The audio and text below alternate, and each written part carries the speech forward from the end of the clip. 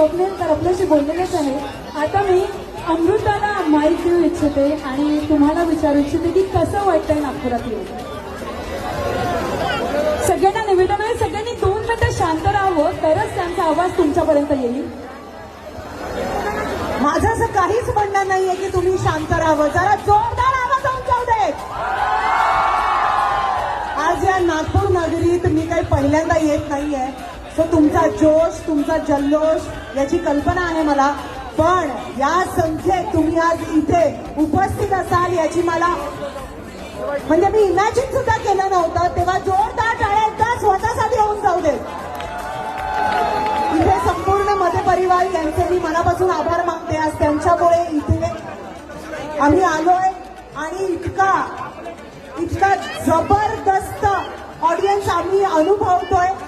आता पण इथून तिथे जाताना बापरे, एकेकांच्या चेहऱ्यावर असं हसू होतं, इतकं प्रेम होतं, काय सांगू. जरा ही सगळी लाईन जरा कमाल. Thank you so much guys, salute आहे तुम्हाला. तुम्हाला सर्वांना या अप्रतिम सणाच्या खूप खूप शुभेच्छा.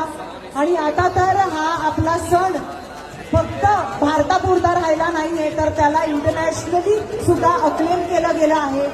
खूप मोठी गोष्ट आहे आणि मतपरिवार आहे. म्हणूनच आज महिला पथक इकडे येऊन व्यवस्थित हंडी फोडू शकतात. त्यांना आत्ताच साधारण 1 लाख रुपयाचं बक्षीस मिळालंय. पुन्हा एकदा मला इथे बोलवल्याबद्दल मते